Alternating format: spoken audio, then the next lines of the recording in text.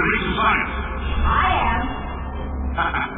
Now, you already met one another on the limo ride over, so let me introduce myself. I'm Cave Johnson. I own the place. That eager voice you heard is the lovely Carolyn, my assistant. Rest assured, she has transferred your honorarium to the charitable organization of your choice.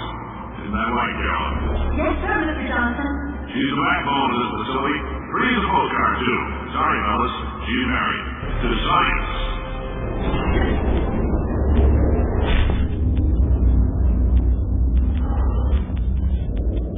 There's 1,000 tests performed every day here in our admission spheres.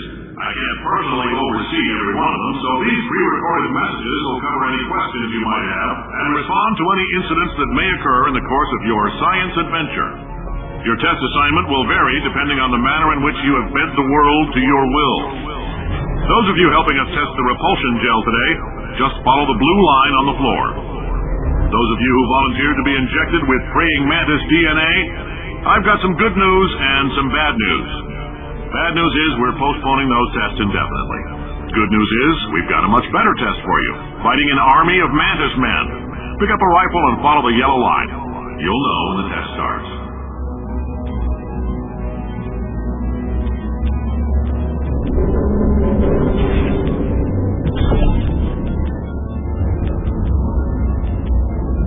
If you've cut yourself at all in the course of these tests, you might have noticed that your blood is pure gasoline. That's normal. We've been shooting you with an invisible laser that's supposed to turn blood into gasoline, so all that means is it's working.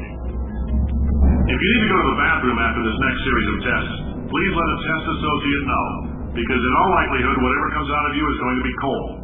Only temporary, so do not worry. If it persists for a week, though, start worrying and come see us, because that's not supposed to happen.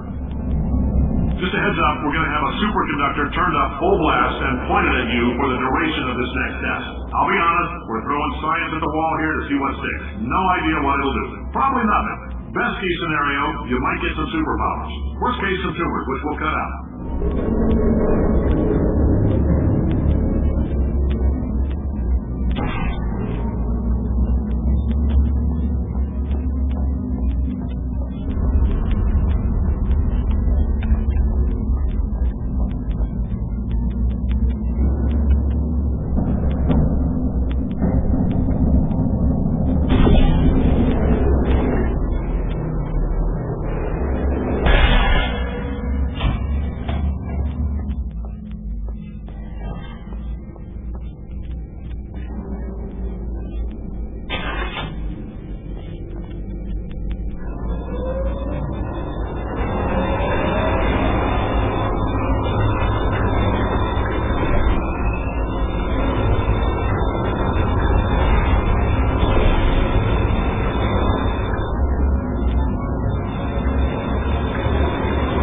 They say great science is built on the shoulders of giants.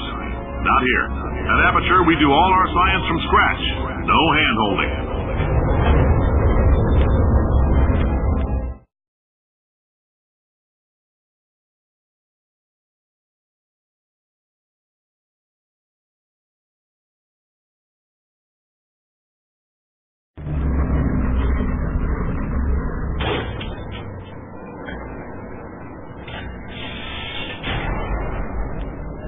Let's get started. This first test involves something the lab boys call repulsion gel. You're not part of the control group, by the way. You get the gel.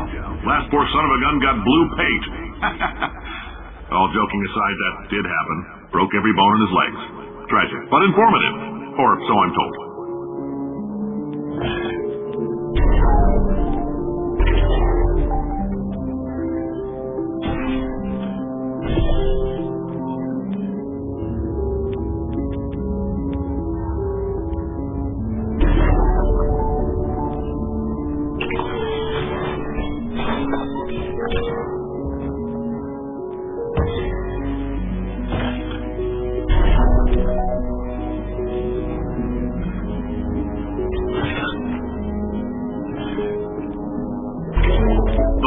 Just informed me that I should not have mentioned the control group.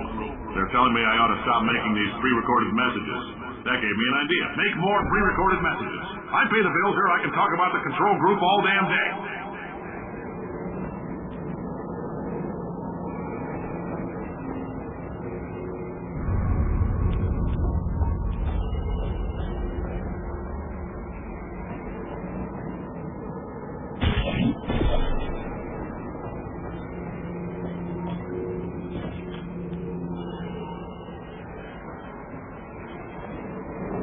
For this next test, we put nanoparticles in the gel. In layman's terms, that's a billion little gizmos that are going to travel into your bloodstream and pump experimental genes and RNA molecules and so forth into your tumors. Now, maybe you don't have any tumors. Well, don't worry. If you sat on a folding chair in the lobby and weren't wearing leather pants, we took care of that too.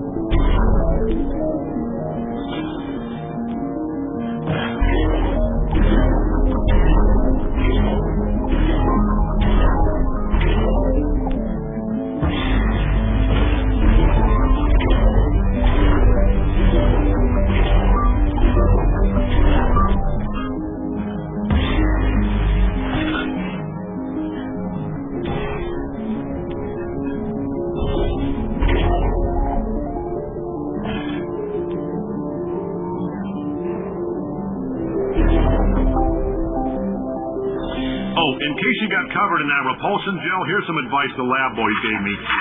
Do not get covered in the repulsion gel. We haven't entirely nailed down what element it is yet, but I'll tell you this, it's a lively one, and it does not like the human skeleton.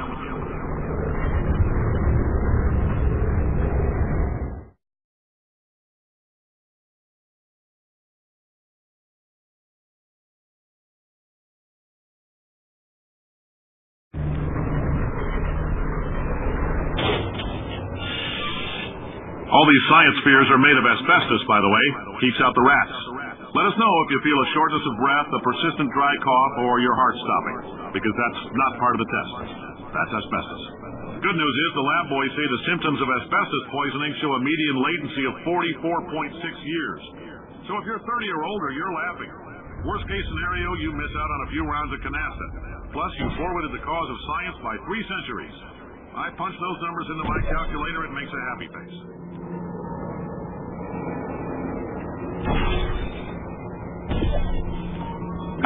I like your style. You make up your own rules, just like me. Speed counter said I couldn't fire a man just for being in a wheelchair. Did it anyway. Ramps are expensive.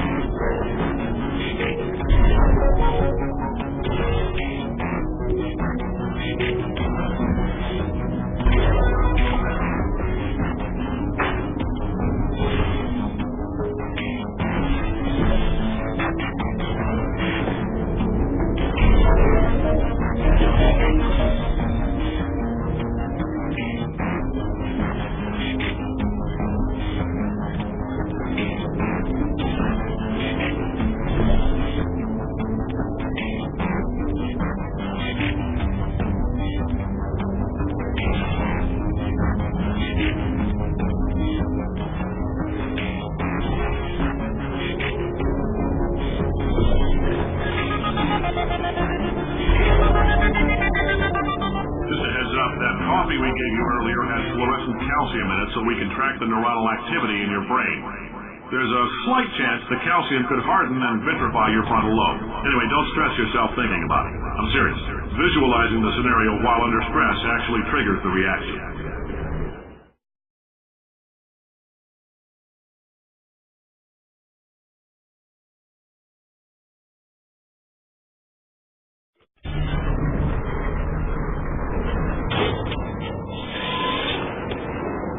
Now, if you're part of control group Kepler 7, we implanted a tiny microchip about the size of a postcard into your skull. Most likely you forgot it's even there. But if it starts vibrating and beeping during this next test, let us know. Because that means it's about to hit 500 degrees, so we're going to need to go ahead and get that out of you pretty fast.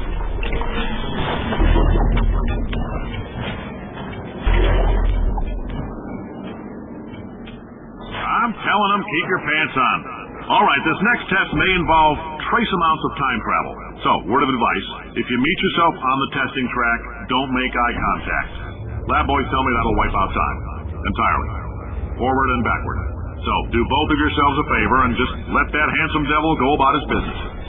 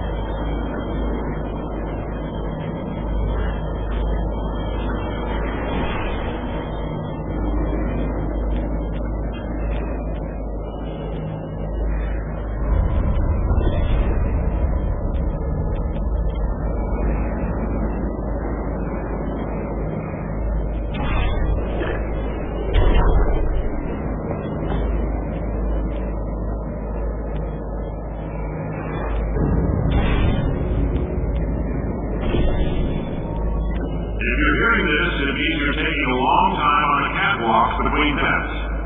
The lab boys say that might be a fear reaction.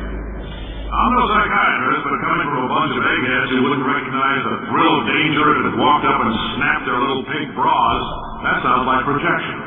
They didn't fly into space, storm a beach, or bring back the gold. No, sir, we did. You and me against the world, son. I like your grit. Hustle could use some work, though. Now let's solve this thing.